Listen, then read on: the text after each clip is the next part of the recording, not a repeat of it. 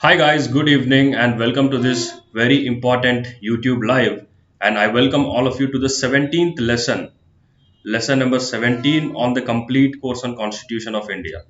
Just give me a second. Yeah, I think I'm live right now. Okay. So welcome to the 17th lesson where we are going to discuss fundamental duties. Yesterday we are done with DPSPs. Hi Anisha, welcome to the session. How are you? Just wait. I don't know why this is actually not loading in my okay. So you have to adjust with this frame for today. So before getting into the class, I have some very important announcements.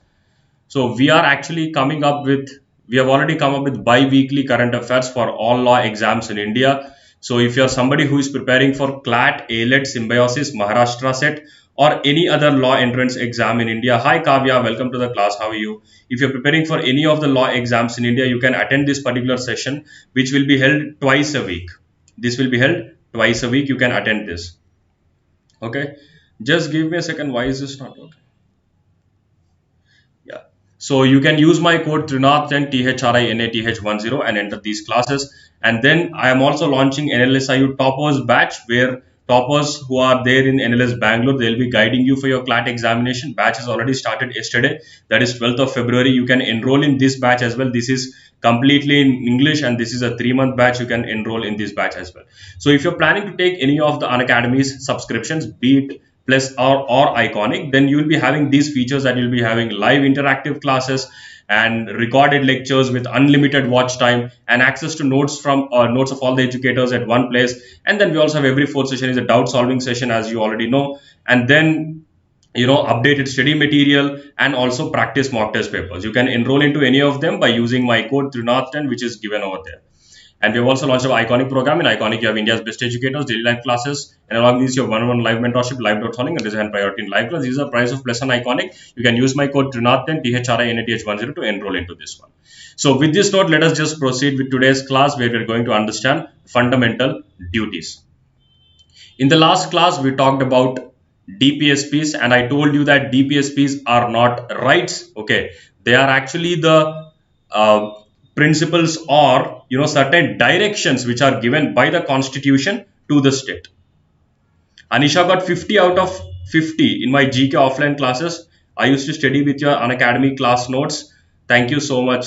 Okay, yeah, that's so great, Anisha. I'm very happy to hear that. So let us proceed with today's class. So DPSPs are actually guidelines which are given by the constitution to the states, whereas fundamental duties are the duties that are there on the citizens. These duties have to be followed by citizens and they are given by the constitution. And first important point with respect to fundamental duties is that, hi Vaishnavi, good evening, welcome to the class. Fundamental duties are dealt under Article 51A, which is under Part 4A of the Indian Constitution. Yesterday in my class, I told you that wherever there is this capital A or capital B, it means that it has been added by an amendment. So Article 51 capital A to Article 51 capital K talks about fundamental duties in India. Earlier, when the original constitution was enacted, there were no fundamental duties. We have fundamental rights and we also have, DPSPs, but we don't have fundamental duties. These fundamental duties were added by the 42nd Constitutional Amendment Act of 1976, which is also known as mini constitution. This particular 42nd amendment has added 10 fundamental duties to the Indian Constitution. And who recommended these fundamental rights? These fundamental duties, they were recommended by the Sardar Swaran Singh Committee. Sardar Swaran Singh Committee in the year 1976, they have recommended 8 fundamental duties. They have recommended 8 fundamental duties. By 42nd amendment, 10 duties were added, and after this, one amendment was made in the year 2002, where 86th amendment was enacted. In 86th amendment, Article 51 capital K was enacted. So now we have a total of 11 fundamental rights. Please remember this thing. Swaran Singh Committee recommended 8 fundamental duties. By 42nd amendment, 10 fundamental duties were added, and by 86th amendment, another fundamental duty was added, and now we have a total of 11 fundamental duties. Next question is, are fundamental duties enforceable in court of law? So the answer is, in no, because we have duties. Okay, there are duties which are prescribed by the constitution, but if you don't follow these duties, there is no punishment which is prescribed. Okay, but if parliament wants to make a law and if it wants to punish the citizens for non-enforcement of these duties, then it can do that. But see, generally you look at this particular term, whenever the term duty is there, so duty means that you have to do this thing, right? But for fundamental duties, even if you're not performing your duty, there is no punishment for that. I hope this is clear for everyone. Everybody in the class. Excellent. So the list of 11 fundamental rights which are dealt under Article 51A and till Article 51K are discussed over here, and they have to be obeyed by every Indian citizen. So, but if you're not obeying, there is no punishment for that. Here are the list of 11 fundamental duties. First one, Article 51 capital A. Capital A says that abide by the Indian Constitution and respect its ideals and institutions, the national flag, and also the national anthem. So you have to abide, that means you have to follow the Indian Constitution and the ideals which are there in the Constitution.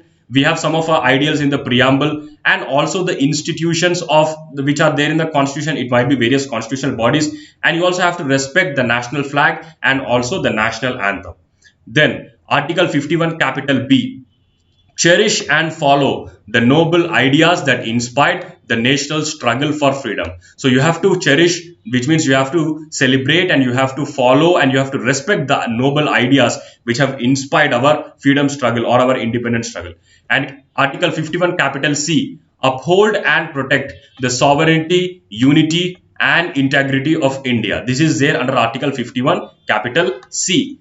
Then capital D, defend the country and render national service when called upon to do so. Whenever the country is asking you, dear Thrinath, come and render your service, then I have to go and defend my country. So that is there under Article 51 capital D. Then Article 51 capital E, very important article, promote harmony and the spirit of common brotherhood amongst all the people of India, transcending religious, linguistic, and regional or sectional diversity, and to renounce practices which are derogatory to the dignity of women. So what do I mean by transcending? Which transcending means that it should be above religion. So beyond religion, beyond language, beyond region, beyond various sectional diversities, you have to promote harmony and also the spirit of common brotherhood, and also to renounce the practices that are derogatory to the dignity of women. If there is any practice that is that is in violation of the dignity of women, then that they should be taken away, or we should not follow those practices.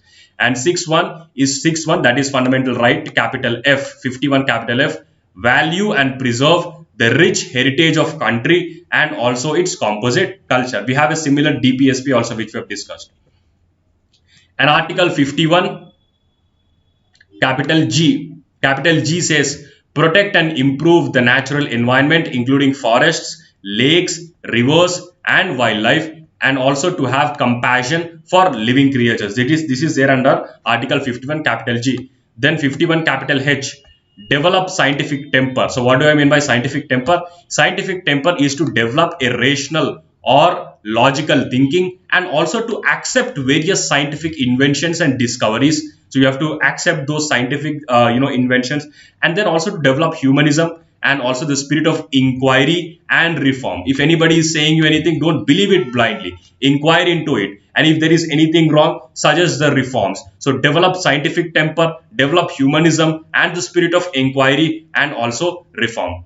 And next one is 51 capital I says safeguard public property and abjure violence. You have to safeguard all the public property which is there, which it might be road, railway, water, and everything which is there, the public property. You have to safeguard them, and you have to stop the violence or to prevent violence. That is there under Article 51 capital I.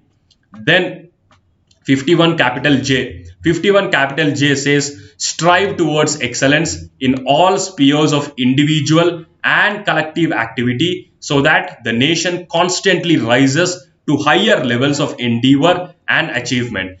Article 51 capital J is asking all the citizens to excel individually and also to excel collectively, so that our nation is going to rise constantly at higher levels of endeavors, which means at higher levels of effort and also higher level of achievement.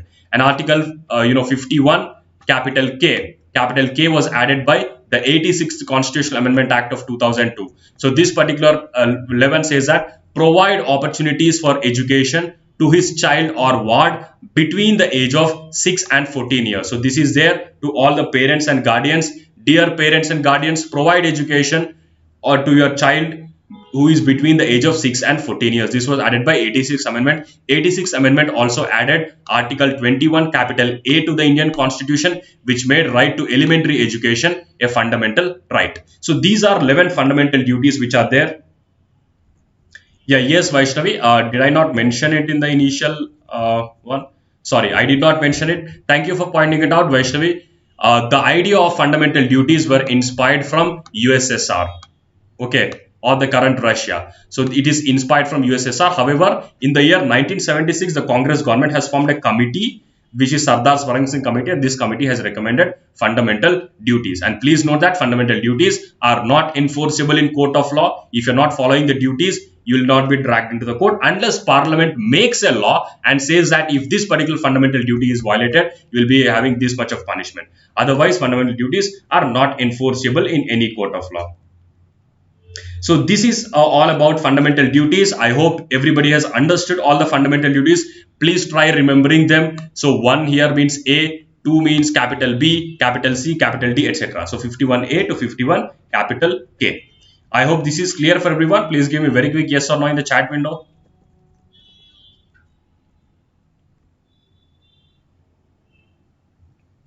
Yeah, India has fundamental duties, and I'm actually not sure about Japan, but I'll definitely let you know. Okay. Is this clear for everyone? Okay. I hope yes. And with this note, I'm ending the class right away. And tomorrow also we'll be continuing our YouTube live at 7:30 p.m. or no, I'll send you the updated timings, in the Telegram groups. The Telegram channel link is given in the description. So with this note, I'm ending the class right away. I'm looking forward to seeing you all in my next classes. Bye bye. See you all.